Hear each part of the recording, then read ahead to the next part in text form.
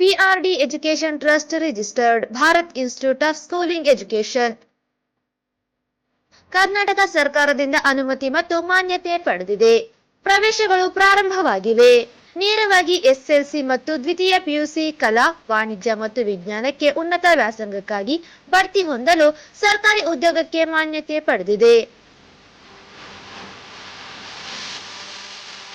ವಿಳಾಸ: ಸ್ಟೇಷನ್ ವೃತ್ತ, Balaji complex, employment ಕಚೇರಿ ಪಕ್ಕದಲ್ಲಿ, ರಾಯಚೂರು. ಹೆಚ್ಚಿನ ಮಾಹಿತಿಗಾಗಿ ಸಂಪರ್ಕಿಸಿ 9449416176 ಹಾಗೂ 8050151776.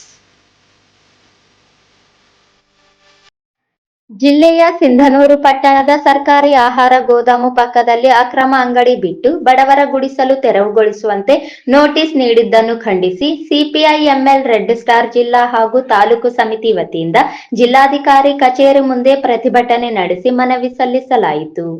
ಸಿಂಧನೂರು ಮುಖ್ಯ ರಾಷ್ಟ್ರೀಯ ಹೆದ್ದಾರಿ ಮತ್ತು ರಾಜ್ಯ ಹೆದ್ದಾರಿ ಒತ್ತುವರಿ ತೆರವುಗೊಳಿಸಲು ಬೆಂಗಳೂರು ಭೂ ಕಬಳಿಕೆ ನಿಷೇಧ ರಾಜ್ಯ ನ್ಯಾಯಾಲಯದ ಆದೇಶ ನೀಡಿದ ನಂತರ ರಸ್ತೆ ಒತ್ತುವರಿಯನ್ನು ತೆರವುಗೊಳಿಸಿದ ಬೆನ್ನಲ್ಲೇ ಸಿಂಧನೂರು ಸರ್ಕಾರಿ ಆಹಾರ ಗೋದಾಮು ಜಾಗದ ಪಕ್ಕದಲ್ಲಿ 12ಕ್ಕೂ ಹೆಚ್ಚು ಪರಿಶಿಷ್ಟ ಪಂಗಡ ಜನಾಂಗದ ಗುಡಿಸಲುಗಳನ್ನು ತೆರವುಗೊಳಿಸಲು ಮುಂದಾಗಿರುವುದು ಖಂಡನೀಯ.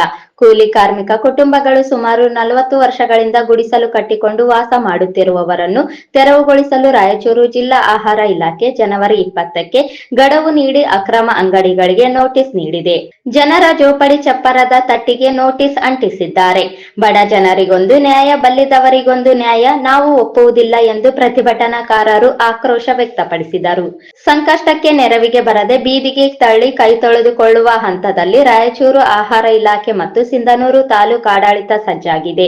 ನಮಗೆ ಪುನರ್ವಸತಿ ಕಲ್ಪಿಸುವವರೆಗೂ ಜಾಗ ಬಿಟ್ಟು ಕದಲುವುದಿಲ್ಲವೆಂದು ಎಚ್ಚರಿಕೆ ನೀಡಿದರು. ಸಿಂಧನೂರು ಸರ್ಕಾರಿ ಆಹಾರ ಗೋದಾಮು ಪಕ್ಕದಲ್ಲಿ ಅಕ್ರಮ ಅಂಗಡಿ ಬಿಟ್ಟು ಬಡವರ ಗುಡಿಸಲು ತೆರವುಗೊಳಿಸಲು ನೋಟಿಸ್ ನಿವೇಶನ ನೀಡಿ ಪುನರ್ವಸತಿಗೆ ಸಿಪಿಐ-ಎಂಎಲ್ ರೆಡ್ ಸ್ಟಾರ್ ಜಿಲ್ಲಾ ಸಮಿತಿಯಿಂದ ಒತ್ತಾಯಿಸಲಾಗ್ತಾ ಇದೆ.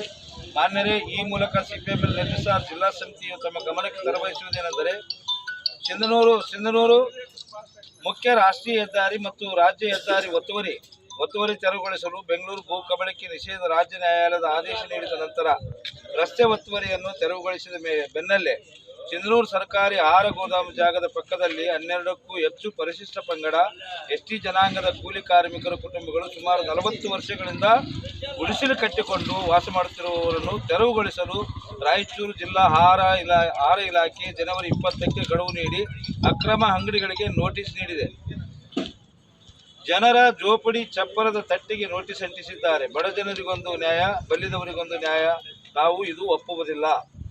ಸದರಿ ಬಡ ಕೂಲಿ ಕಾರ್ಮಿಕರಿಗೆ ಪುನರ್ವಸತಿ ಕಲ್ಪಿಸದೆ ಏಕಾಏಕಿಯಾಗಿ ತೆಗೆರಿ ಎಂದು ವಾರ್ನಿಂಗ್ ಮಾಡಿ ನೋಟಿಸ್ ಹಾಕಿದ್ದಕ್ಕೆ ಜನರಿಗೆ ದಿಕ್ಕೆ ತಿಳಿಯಲಾಗಿದೆ. ಕಳೆದ 40-50 ವರ್ಷಗಳಿಂದ ಸಿಂಧನೂರು ಕ್ಷೇತ್ರದ ಅಧಿಕಾರ ಹಿಡಿದವರೆಲ್ಲರೂ ಮುನ್ಸಿಪಾಲಿಟಿಯಿಂದ ಶಾಸಕರ ಮಂತ್ರಿಯವರಿಗೆ ಬೇರೆ ಕಡೆ ಹಕ್ಕುಪತ್ರ ಕೊಡುತ್ತೇವೆಂದು ಅಲ್ಲಿರುವ ಈರಣ್ಣ ದೇವರ ಮೇಲೆ ಆಣೆ ಪ್ರಮಾಣ ಮಾಡಿದ ಮಹಾಶಯ ಮಾಯವಾಗಿದ್ದಾರೆ.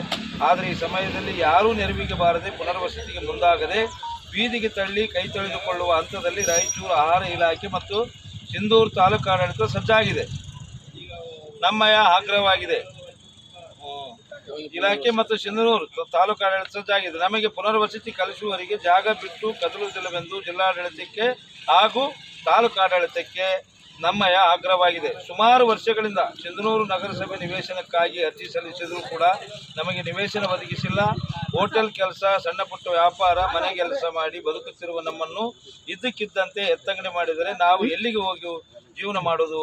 ಕಾರಣ ನಾವಿದ್ದ ಸ್ಥಳದಲ್ಲೇ ನಮಗೆ ಹಕ್ಕುಪತ್ರ ಕೊಡ್ರಿ ಅಥವಾ ಬೇರೆ ಜನ ವಸತಿ ಪ್ರತಿಭಟನೆಯಲ್ಲಿ ರಾಜ್ಯ ಸಮಿತಿ ಸದಸ್ಯ M Gangadhar, G Amaresh, HR Hosamani, M Niranjan Kumar, Hanumanthappa Godihal, Raju Nayak, ಸಂತ್ರಸ್ತರಾದ ಹನುಮಂತಮ್ಮ, ಹೊನ್ನಮ್ಮ, ಯಮುನೂರಿ, ಲಕ್ಷ್ಮಿ, ಅಯ್ಯಮ್ಮ, ಲತಾ, ಮಲ್ಲಮ್ಮ, ಚನ್ನಮ್ಮ, ಯಮುನಮ್ಮ, ಅಂಬಮ್ಮ, ಈರಮ್ಮ, ಶಿವಲಿಂಗಮ್ಮ, ಶರಣಮ್ಮ, ಯಲ್ಲಮ್ಮ, ಶಂಕರಮ್ಮ, ಶಾಮಮ್ಮ ಭಾಗವಹಿಸಿದ್ದರು.